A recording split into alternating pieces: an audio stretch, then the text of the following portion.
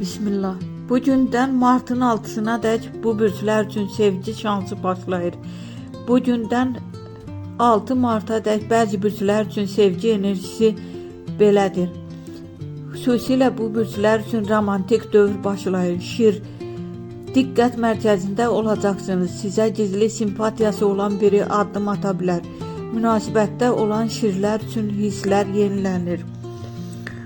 Tərəzi, sevgi həyatında balans bərpa olunur. Yeni tanışlıq ciddi münasibətə çevrilə bilər. Balıqlar, romantik və talih yüklü qarşılaşma ehtimalı yüksəkdir.